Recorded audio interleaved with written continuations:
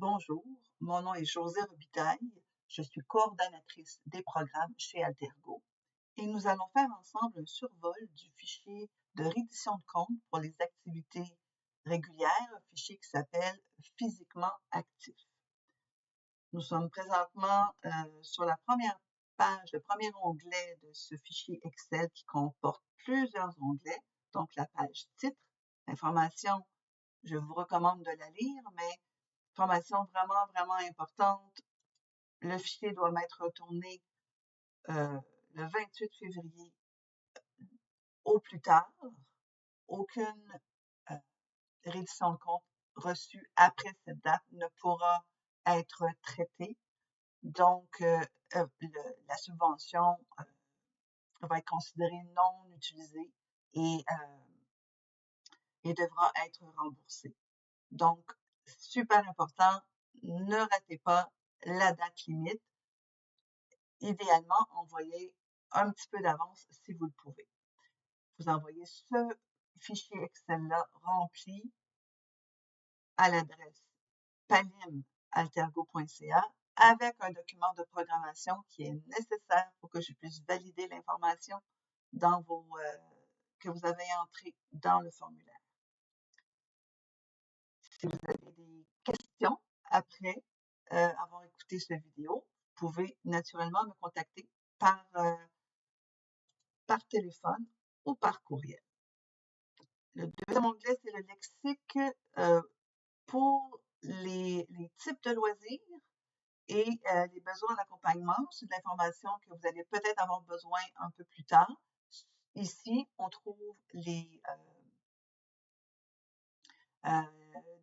définitions telles que on peut les trouver sur les différentes pages de programmes du gouvernement du Québec.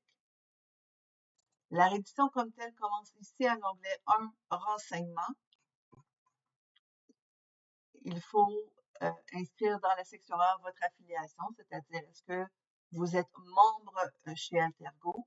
Pour savoir si vous êtes membre, il faut vous demander est-ce que vous avez reçu et payé une facture dans la dernière année pour Altergo. Alors, vous utilisez le menu déroulant et vous choisissez oui ou non. Même chose pour la QLPH, l'Association québécoise pour le loisir des personnes handicapées. Et on vous demande aussi si votre organisme est signataire du cadre de référence pour les camps de jour municipaux. La section B est à propos d'un guide produit par la QLPH qui s'appelle « Vers une intégration réussie dans les camps de jour ». C'est une question à répondre même si ce formulaire de reddition ne s'adresse pas aux camps de jour. C'est une question que le ministère pose tout de même. Encore une fois, vous répondez avec les menus déroulants et si vous avez répondu que vous avez fait l'évaluation de votre intégration, vous allez devoir répondre à la question 4, quel était le résultat de cette évaluation-là.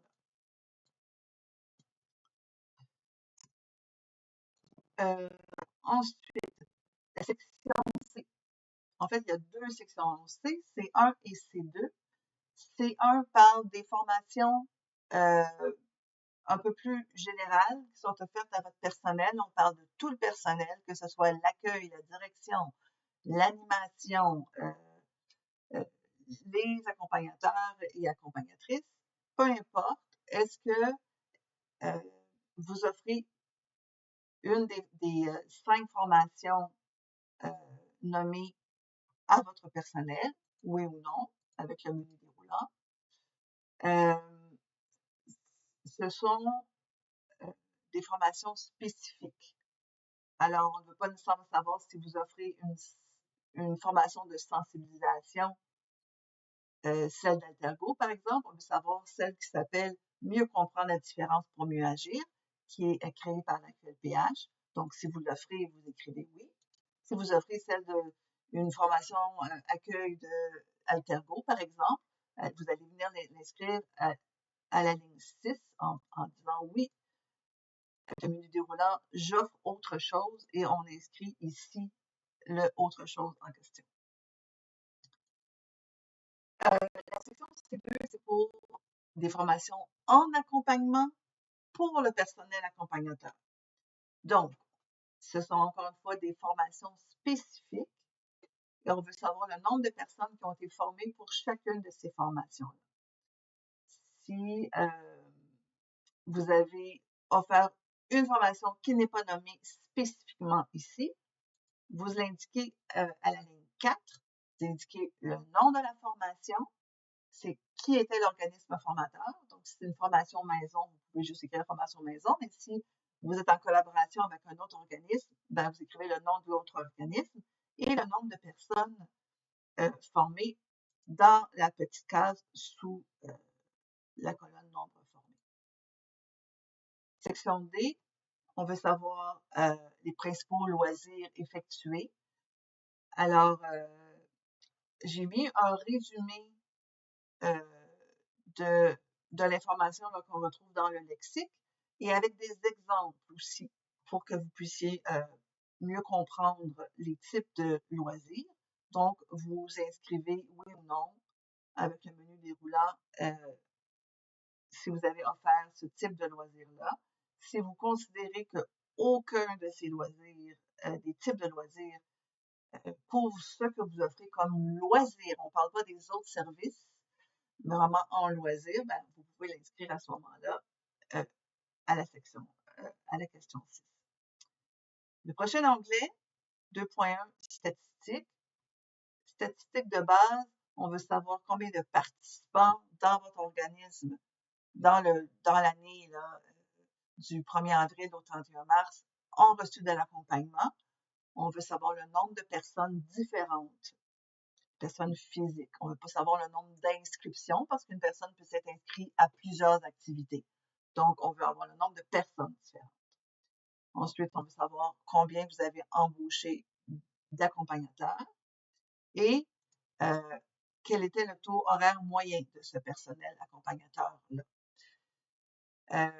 Parce que, bon, je comprends que c'est pas nécessairement tout le monde qui est engagé au même taux. Alors, on veut un taux moyen, mais qui prend en compte si une personne a mis, qui est payée à 20 de l'heure, a fait plus d'heures qu'une personne qui est payée à 16 de l'heure. Là, ça devrait se refléter dans votre taux moyen. Cette information-là, le taux moyen, ne sera pas envoyé au ministère, mais est nécessaire pour pouvoir inscrire le bon nombre dans le résumé tout à l'heure. Donc, à la section B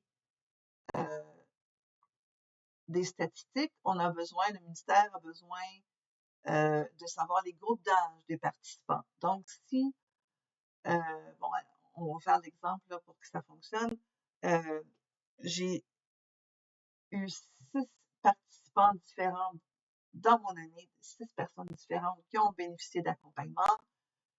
J'avais embauché 3 accompagnateurs.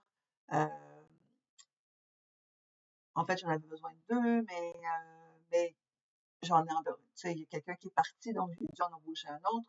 J'en ai embauché 3, j'en ai écrit 3. Et en moyenne, je les paye 23 de l'heure. Dans ma section B, si j'écris 6 personnes ici, mes totaux de groupe d'âge devraient équivaloir à 6. Donc, si j'ai 3 personnes dans ce groupe d'âge-là et 3 personnes dans ce groupe d'âge-là, c'est beau. Les deux équivalent à 6. Dans les besoins comblés par l'accompagnement, parce que ça prend un besoin pour que le PLM paie une partie de l'accompagnement, c'est à ça que ça sert, et à combler un besoin. Donc, ça me prend un minimum de 6 besoins si j'ai 6 personnes, mais naturellement, on sait bien qu'il est possible qu'une personne ait plus qu'un besoin, donc ça se peut que le nombre ici soit plus élevé. Dans la section C, c'est une place pour mettre des commentaires. Si vous me dites, il y a une faute de frappe à la page 3, il y a, peu importe, et si vous avez des problèmes techniques avec le formulaire, avec le fichier Excel lui-même, vous pouvez l'indiquer ici. S'il y a des particularités, nous, on a indiqué que l'information, on a des activités toute l'année, mais notre année commence à telle date et finit à telle date, ou mes activités comprennent un temps d'attente pour le transport adapté, peu importe la particularité, vous venez l'écrire ici. Dans le tableau des présences, c'est là où on va indiquer toutes les activités. Et le tableau là, compile des activités et non pas des personnes. Donc, l'information, ce que je vais vous dire, c'est écrit aussi là, ici, que je vais essayer de simplifier un petit peu. Mais on va faire, puis il y a aussi deux exemples là, en haut, un exemple pour un cours qui se donne sur des sessions et un exemple d'une activité d'une seule journée qui se retrouve peut-être pas dans la programmation régulière, là, mais qui se retrouve quand même dans un document de programmation où les gens ont pu s'inscrire pour participer. Donc, on va quand même faire un exemple supplémentaire ensemble. Admettons que vous avez une activité de natation. Vous donnez des cours de natation, c'est automne, hiver, printemps. On se rappelle que le PALIM va du 1er avril au 31 mars, donc 1er avril 2025 au 31 mars 2026. Donc, si votre session, vous allez voir ici dans le menu déroulant, là, il y a printemps 2025, donc l'année dernière, à partir du 1er avril. Si vos activités commencent en janvier, ben, de janvier à avril, on ne peut pas les inscrire dans le tableau. Donc, c'est important de faire la distinction et c'est important de me donner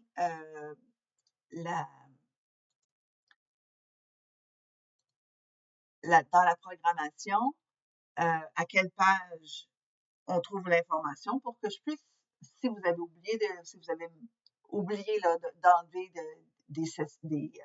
des cours, des sessions parce que à cause de la période du palier, mais moi je vais pouvoir le faire si vous me donnez l'information. Donc, l'information pour mes cours de natation se retrouve à la page 6 de la programmation que j'ai envoyée pour le printemps 2025. Donc, au printemps 2025, ma session qui est de janvier à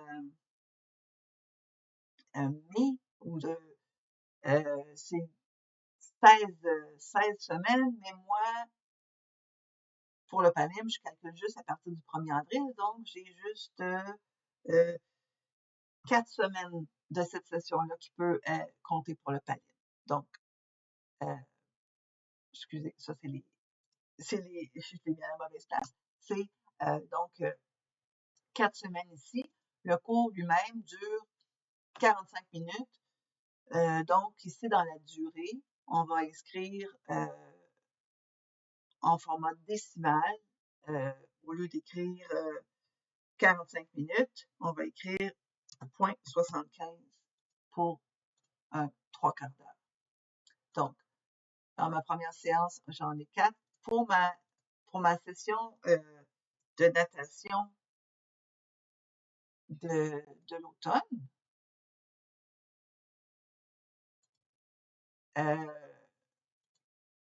qui se trouve peut-être à la page 13 de ma programmation, qui dure aussi 75,75 heures, ben là, je vais avoir ma session complète. Si c'est une session de 12 semaines, je vais écrire 12. Si c'est 12 semaines, mais que j'ai 2 cours par semaine, je vais écrire 24. Et on y va comme ça par activité. Si vous avez 3 groupes de natation différents pour chacune de vos 3 sessions, théoriquement, il devrait y avoir une ligne par groupe par session pour pouvoir bien calculer le nombre d'heures d'accompagnement que vous avez offert. Si vous regroupez tout ensemble, vous risquez d'avoir un résultat faux, soit plus élevé, soit trop bas à la fin, là, dépendant des cas. Donc, idéalement, on met une ligne par groupe par session, à moins que ce soit exactement les mêmes personnes dans, dans, dans euh, les sessions. Donc, à ce moment-là, on pourrait dire que mon groupe euh, d'ados, la natation ado, au lieu d'écrire automne 2025, je pourrais écrire que c'est toute l'année. Ça prend en compte tout. Mais ici, dans la programmation, à ce moment-là, je vais être obligée d'écrire que l'information se retrouve à la page 6, à la page 13 et à la page 18, par exemple. Et mettre à ce moment-là le nombre de rencontres ou de cours en conséquence. Parce que là, voilà.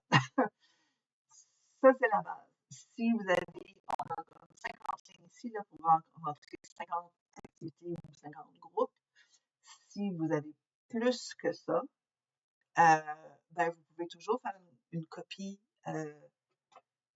du fichier et remplir simplement cette partie-là, le 2.2 tableau des présences, pour les activités en plus des 50.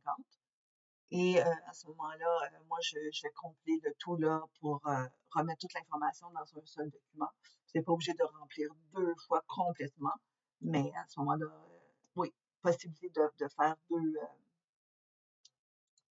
deux fichiers si vous avez vraiment beaucoup d'activités. On continue. Donc, mon cours de natation, j'avais 16 participants, mais il y en avait seulement 2 qui avaient besoin d'être accompagnés. Là, je ne sais pas si vous avez vu, là, mais j'ai indiqué 2, et puis il y a du jaune qui est apparu au bout. Ça, c'est parce que c'est des cellules qui sont liées. Donc, j'ai 2 personnes qui ont reçu de l'accompagnement. Là, il va me demander en quel ratio d'accompagnement ils étaient. Là, c'était des personnes qui étaient en accompagnement 1 pour 1. Donc, j'avais 2 personnes avec chacun un accompagnateur parce que j'ai indiqué un ratio équivalent, le jaune disparaît. Il va falloir ici que j'écris que j'avais 2 accompagnateurs pour que ce soit logique, une personne par accompagnateur. Si pour une raison quelconque, le ratio devrait être, il était 1 pour 6, mettons. J'ai 12 personnes qui ont besoin d'accompagnement, j'ai 2 accompagnateurs, donc chacun avait 6, chaque accompagnateur accompagnait 6 personnes. Ben, je vais écrire qu'il y avait 12 personnes dans le ratio autre, parce que j'ai pas de ratio 1 pour 6, c'est 1 pour 2, 1 pour 3, 1 pour 4, ou en 1 pour 1. Alors, tout le reste, que ce soit 2 accompagnateurs pour un individu ou un accompagnateur pour 6 individus, par exemple, ça va aller dans autre. Mais si vous écrivez un ratio autre, il faut absolument que vous me disiez pourquoi. Quel était le ratio utilisé et pourquoi ce ratio-là. Donc, vous remplissez tout le tableau de cette façon-là. Ici, tel que je l'ai rempli, on a 36 heures d'accompagnement. Ça nous amène à l'onglet 4 résumé, où les heures vont être transposées, c'est-à-dire ils vont être multipliés par le taux horaire qu'on a mis tout à l'heure et ils vont apparaître ici, dans la section B, le montant de salaire admissible. On s'entend que ce ne sera possiblement pas toutes les heures travaillées par vos accompagnateurs qui sont admissibles pour le PALIB. Mais là, il y a un calcul automatique qui se fait. Ce qui m'amène à vous rappeler que le fichier il est verrouillé pour que vous ne puissiez pas inscrire de trucs dans les cases grises qui sont des calculs automatiques, mais ça se peut que dans le transfert, il y ait un problème et que vous puissiez écrire dedans. S'il vous plaît, n'effacez pas les formules qui sont là,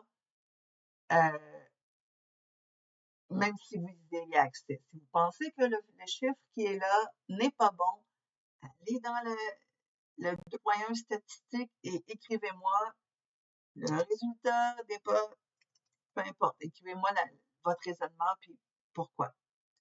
Mais on ne touche pas à ça, aux cases grises. Vous prenez juste les cases violettes pour inscrire de l'information. En passant, ici, le montant est inscrit automatiquement seulement si dans le bas, vous avez écrit le numéro d'entreprise du Québec de votre organisme. Naturellement, si vous avez écrit le bon numéro. S'il n'y a rien écrit ici, vous voyez, il n'y a pas de, l'information ne sera pas disponible. Donc, il faut absolument écrire l'information, la bonne information, dans le bas du fichier du résumé pour que la contribution du PLM s'affiche et pour que le numéro d'identification s'affiche aussi. Petit détail, ici, on parle vraiment de revenus pour l'accompagnement. Donc, dans le A2.1, la part du participant, de son tuteur ou de son parent, c'est exclusivement pour l'accompagnement. Donc, ce n'est pas un frais d'inscription à vos activités. C'est est-ce que l'argent que la personne me donne va aller exclusivement pour payer l'accompagnateur? Si ça va pour payer d'autres choses, incluant l'accompagnement, on n'écrit rien. On écrit 0 ici. Mais si la personne donne un montant spécifiquement pour payer un accompagnateur, là, on va faire le total de tout ce qu'on a reçu de tous les participants ou de leur tuteur. En 2.3, le CIALM, si vous avez bénéficié du CIALM Axe 1 et Axe 2, on veut avoir l'Axe 2 seulement, juste ce qui a rapport avec l'accompagnement. En 2.5, si vous avez eu une fondation qui vous a donné des sous pour l'accompagnement, vous pouvez l'écrire ici, le nom de la fondation et, si possible, à quoi cet argent a servi.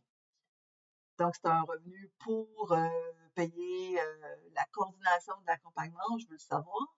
Si c'est un revenu pour payer une personne accompagnatrice, je veux le savoir aussi, puis on va écrire le montant au bout. On revient donc en section B, qui sont les dépenses. Donc, on a calculé automatiquement ce que ça a coûté de faire les activités que j'ai inscrites.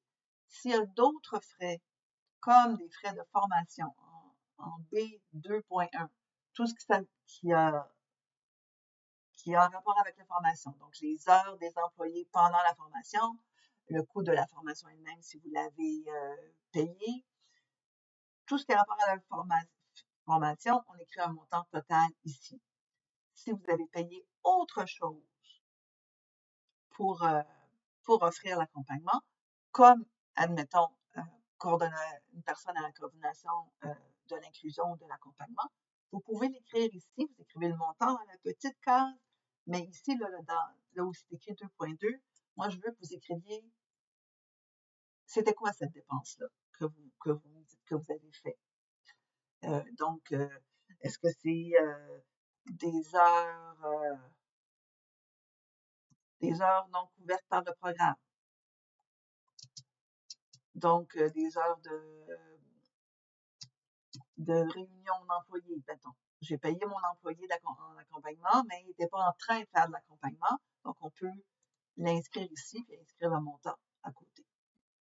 Et à la fin, on a inscrit le NEC. On écrit nom, prénom, titre, quelle est votre fonction, le nom de l'organisme pour être sûr qu'on n'ait pas de mélange. On écrit la date à laquelle le formulaire a été rempli. Si vous le souhaitez, vous pouvez faire la touche contrôle avec le point-virgule. Ça va vous indiquer en principe la date du jour, puis là, ça ne veut pas le faire. Bon, ça se peut que ça ne fonctionne pas. je vais valider cette information pour plus tard. Mais si vous écrivez la date manuellement, on veut l'avoir en format année, mois et jour. Et puis, on veut que vous mettiez le X dans la case qui représente votre signature. Voilà, donc s'il y a des bugs comme justement le contrôle, raccourci, contrôle plus point virgule ne fonctionne pas, vous pouvez l'écrire dans la case des commentaires ici au bas de l'onglet 2.1 statistiques.